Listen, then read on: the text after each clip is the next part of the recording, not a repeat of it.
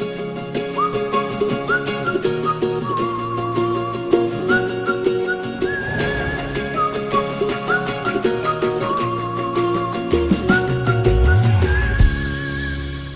to LWDG Pod Dog, the podcast that helps women train their gun dogs and become part of a supportive community.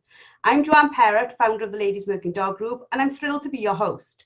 Our online membership offers expert training, monthly courses, and live coaching sessions that empower women to become confident and skilled gun dog handlers. Join us as we share insights, advice, and stories to help you and your four-legged friend achieve your goals. So, grab your headphones, sit back, and let's get started. Hello listeners, and welcome to another episode of LWDG Pod Dog. Today is a big day because we're celebrating the launch this week of a book called For the Love of Dog, The Ultimate Relationship Guide. We're honoured to have the author, Pilley Bianchi, with us to talk about her journey with Chaser, called the smartest dog in the world. We're super excited to learn more, especially for all the women out there training their gun dogs. Welcome Pilley, and congratulations on your book. Oh gosh, thank you so much. I'm so excited to be here. You're my first interview on the release day. So thank you for having me.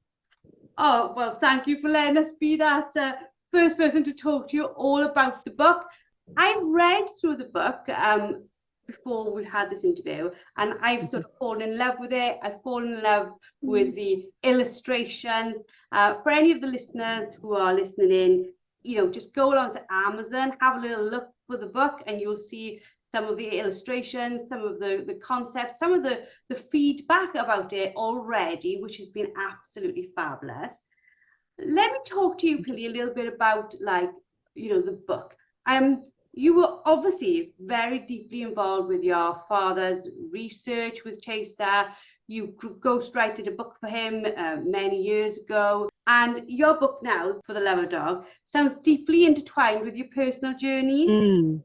So facing the sort of profound loss of your father, then Chaser, and then your mother, how did these experiences sort of shape the narrative of the book we see today?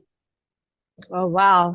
That's a really great question. And not a lot of people ask that question. So thank you. I had been collaborating with my father since his research went globally viral in 2011. And when he passed away in 2018, I had been so involved with him, and we had been writing the second book, his follow-up book that was more tutorial, and there had some more stories that had the richness of our background growing up with my dad. And once he passed away, I had all of this incredible information, and what was I going to do with it? I was a little bit lost without my mom, dad, and Chaser. I lost them all within about a year of each other. But what I would like people to know is that we had a very long, beautiful life together, and it was I rejoice and celebrate in the time that we had. So but I found myself a little bit lost after they were gone, and I didn't know how to make the book in my voice, because I was always the ghostwriter. It was my dad's voice, and he's a scientist, he's an academic. My day job has been as a songwriter and music producer, and I like quirky, funny things, and I had no idea how I was going to insert my personality into this book. So it wasn't until I started having cocktail hours with Kat Warren and Maria Goodavage. They're two dog writers here in the United States that have best-selling books. And the good thing about being Chaser's co-trainer, I've had access to all these heavy hitters in the science world and in the dog world. And they've been very embracing of me and representing my father and Chaser. So I reached out to Kat and Maria, and we were having cocktail hours and just spitballing ideas at each other. They both had new books coming out. And so once I also figured out that I could have my own voice, and they really liked sort of the humor that I was bringing to the book, then that allowed me to take it one step further. I was obsessed with that book, Charlie McCasey's book, The Boy, the Mole, the Fox, and the Horse. It's an illustrated book of children's. And I was like, this is so brilliant. I want my book to be illustrated. So that's when I reached out to my friend Callum Heath, and who's an illustrator in the UK. And I said, do you want to work on this project with me? And he said, yes. And that's what started this book. And the illustrations are absolutely beautiful, and they tell quite a lot of the story as you're going through it, and they are so good. You actually learn from the illustrations themselves. Well, it's like a picture is worth 1,000 words, you know, and also Callum is so brilliant in sort of taking what I've written and putting a twist on it, especially a contemporary twist. And we found that sweet spot in working together that was just nothing short of magical in my mind, you know, but I'm happy that you kind of had the same reaction. We also wanted to write a book that people didn't have to read from start to end. You know, it's the kind of book you can just open and go, oh yeah, that's some good piece of information. And then you can close it up and revisit it whenever you feel like it. I'm an avid reader, but seeing the illustrations, I'm just like, oh, I love that. That's not going from my mind ever again. I'm going to memorize that very quickly. For those listening who don't know about Chaser, because some of our ladies in the UK might be like, who is Chaser? What did they do? Could you just tell them a little bit more about Chaser? For sure. So Chaser was my dad's dog. My parents' dog. They were her pet parents, and she was a part of the family. And he got Chaser when he was in his late 70s. He had worked with dogs in the classroom. He was a professor of psychology, and he determined that it would be much more fun to use dogs in the classroom than rats and pigeons. So he would bring our family dogs into the classrooms.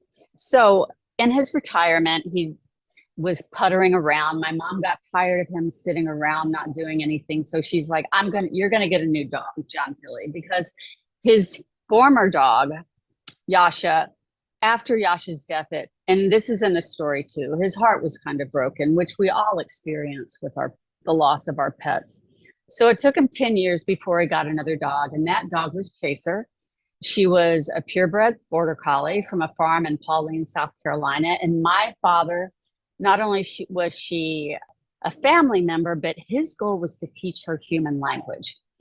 And in order to teach anyone a language, you need a vocabulary. And he determined that her vocabulary would be her toys. So he started teaching her the names of objects. And long story short, in her 5th month, she learned that how to pair the name of an object with an object, and started learning words on one trial alone. So she learned over 1,022 objects, and she retained them in her long-term memory. My father's a scientist, so he recorded this data, but also what he did with her is that he combined verbs with the nouns, so that, and with adverbs and adjectives, words like faster, slower, bigger, smaller, another, again, abstract concepts. But this research that he published with her garnered him international headlines and affirming that dogs are smarter than we think. So that is who he is. And that's like literally fascinating. Our ladies, or our community, they work with working dogs and spend a lot of time teaching them, you know, maybe 20 words, you know, 20 cues, 20 commands, maybe less, maybe more, but nowhere near over 1,000 different things. And it just shows us how much a dog can learn. That was it. He wanted to demonstrate and discover the boundaries of the canine mind and memory system. And he found that it was limitless. Chaser kept learning more words because what he developed was a method, and we talk about this in the book, is using errorless learning, the power of play, and that she was able to put learning on top of learning on top of learning. And she could learn once she hit 5 months old, she was off and running. So your dog doesn't have to be a wonderkin. You don't have to teach them so many words. You just start it with one word and you build it up. And the beauty of this method is it doesn't take 5 hours a day like my dad gave to Chaser. It only takes like short spurts, 5-minute sessions, a couple of times a day. And then your dog is really going to grasp the concept that words have meaning. Now, I know that you sort of talk about the fact that 2020, going through COVID, it was really difficult for many people. How do you think the dogs helped us cope with that whole pandemic? Wow, they were critical. Dogs were some of our only touch with another living being. They were there with us. Some people didn't have anybody else but their dog. Could have been a cat, could have been another animal, but dogs are remarkable because we not only have an emotional bond with them, we have a scientific bond, sharing an evolutionary process. So our two species are meant to live together, meant to be together. And so during COVID, dogs were critical to our mental health, our emotional well-being. Your book is packed with insights. What sort of top tips have you learned from Chaser that people could apply to their dogs? Oh gosh, I have to say I learned way more from Chaser than I ever taught her. And what we discovered with Chaser was, first of all, she was a very confident dog because she was played with a lot. She was given a lot of attention. So this created a very willful, confident dog. She was not an obedient dog. So that's what a lot of dog lovers and owners don't realize. Obedience is not the goal of your relationship. Obedience is for safety. Dominance, in our opinion, is no one likes to be bossed around. Neither do dogs. It's a symbiotic relationship. And so what we had with Chaser was give and take. If we wanted her to do something, then we needed to do something for her, which meant play, or taking her out, listening to her needs. So it was really critical for her happiness that we paid attention to what she was telling us. So that's what I hope people really understand. It's a relationship. And all dogs are different. They're all different. And what freaks one dog out makes another dog gregarious. And so that's one thing too that I want to demonstrate in the book. And what Chaser taught me, she wasn't like our other dogs. She was a soft dog. She didn't like yelling, but she was still assertive. So yeah, she taught me a lot just by engaging with her. On writing this book, obviously this sort of solidifies further Chaser's legacy and sort of plays a part in your father's legacy, even though he owned that in his own right. Why was this book important to you now? I feel like their journey was not over. And I learned from the man behind the dog for my entire life. And so the methods that he used with me and my sister and all of his students are really one and the same that he used with Chaser, that learning should be fun. Learning happens in different ways. If it's only through our failures that we can really learn, and how to be a lifelong learner, to be curious. And these sort of concepts were what allowed my father to be so successful with Chaser. And I experienced the magic of him, and I wanted to demonstrate and give back a little bit more of what my father had given to me that the world didn't know yet. And a lot of people believe that Chaser was the one that was unique and she was the smart one. That's not true. It was the human behind the dog, and you can do the same thing. The lessons he taught me are what I'm sharing with everybody, and they're universal. And they're such beautiful and such poignant lessons, aren't they? Because as I was reading through it, my father was not a psychologist. He grew up, he had his own business, we had a small holding. He taught me how to work dogs. He was very traditional in his thinking, very farm, farm orientated guy. And I look at it and I think some of the lessons are very similar, maybe worded differently, but they're the similar sort of concepts around you are working with something that you need to respect and give time for them to learn. Oh, I love that, because what was also critical is my father being a scientist, he had not been successful in a scientific career and teaching the dogs language, nouns independent from verbs.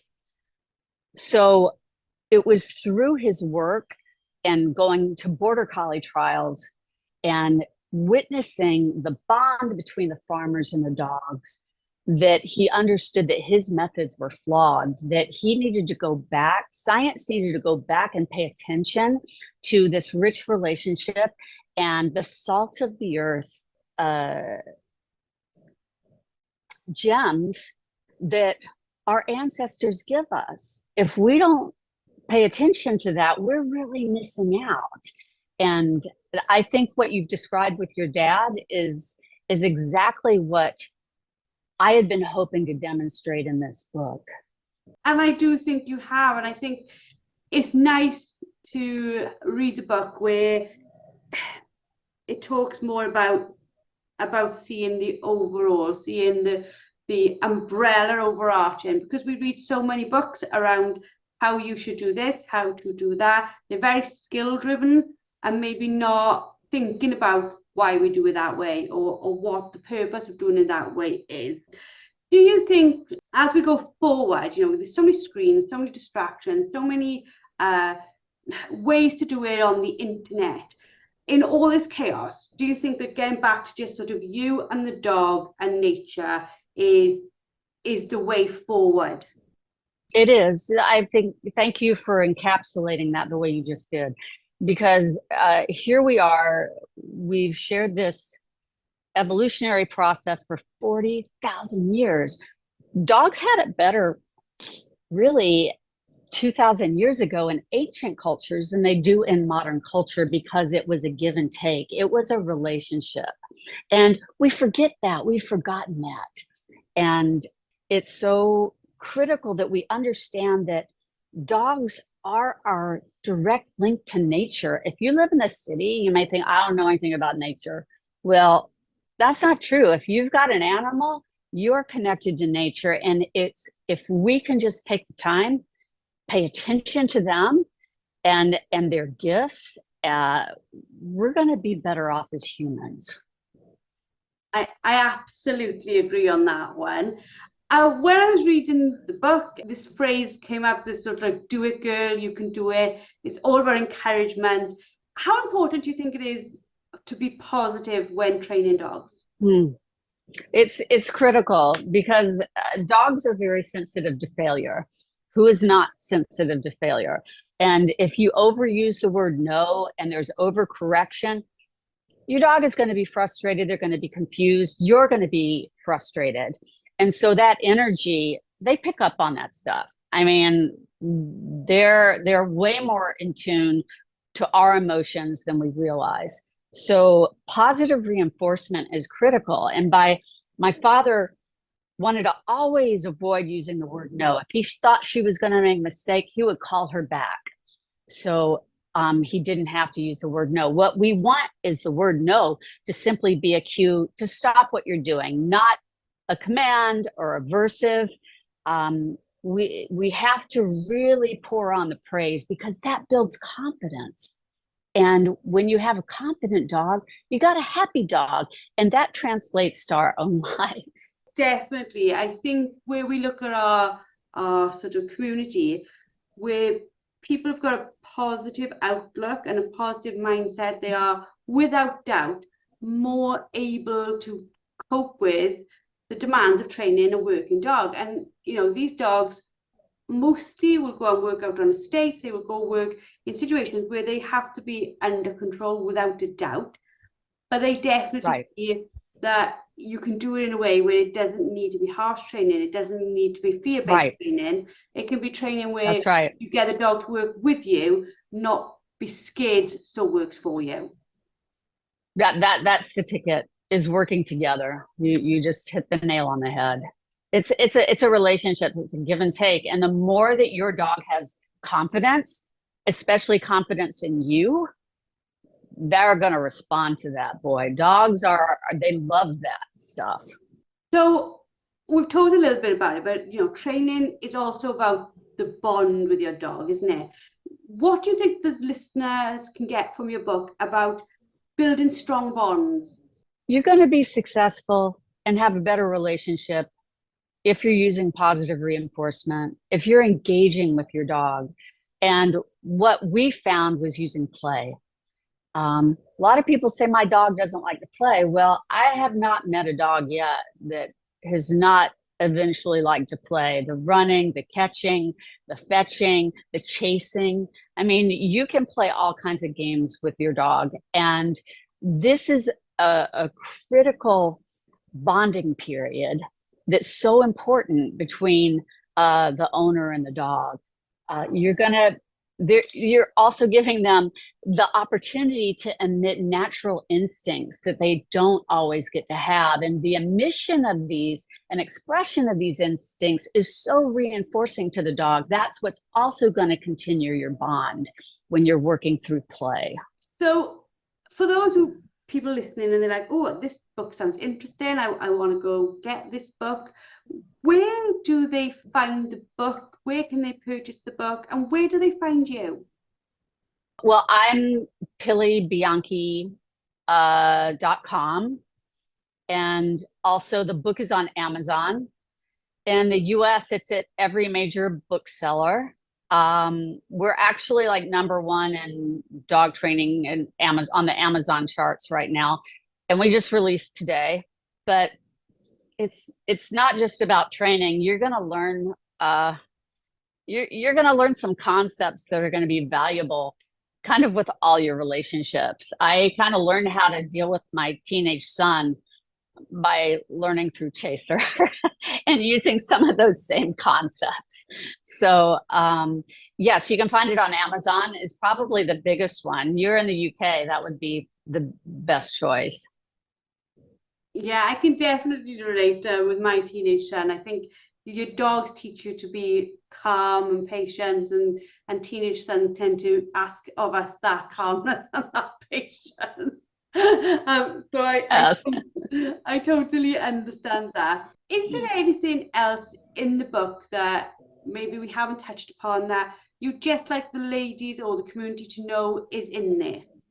Gosh, you've really covered so many amazing points, and you've done it very succinctly, which I greatly appreciate. But I guess the biggest thing is that, dogs want to learn. They want to communicate. They are literally lying in wait at our feet. And so they have so much to teach us as human beings. And I firmly believe if we don't kind of pick up what they're putting down and teaching us, especially at this moment in our lives, as far as like humanity and even just people working with dogs, we are kind of the lesser of the two species. Dogs are here and they're giving us a lot, and this is our moment. This is their moment.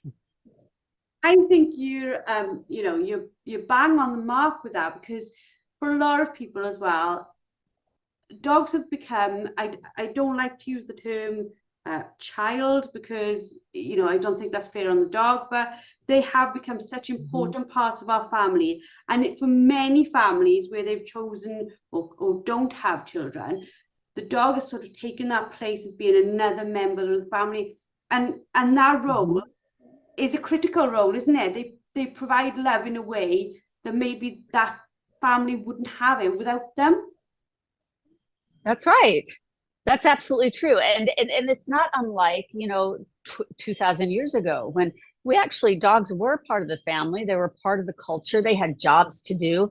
We in this day and age, a lot of times we're not letting them be dogs, and that's what's been so remarkable about dogs is who they are as a species and how we work as a team. So, I want people to not only enrich their own lives with dogs, but enrich your dog's life. Fantastic. Well, thank you very, very much for giving us some time on your launch day. I know you must be incredibly busy today. I've been going through the whole process of writing a book that comes out this year, and it's not easy. Oh, great. What I've heard down there is there.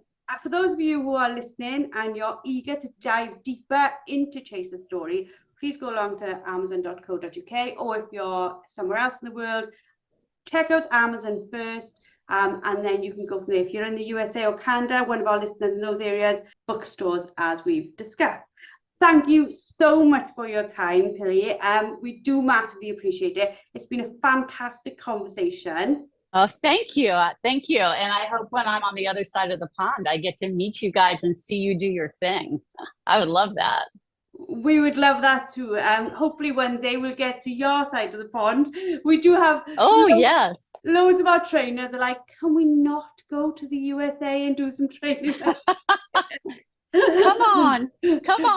Yeah, one day we'll be big enough to come over and definitely spend time with you guys as well.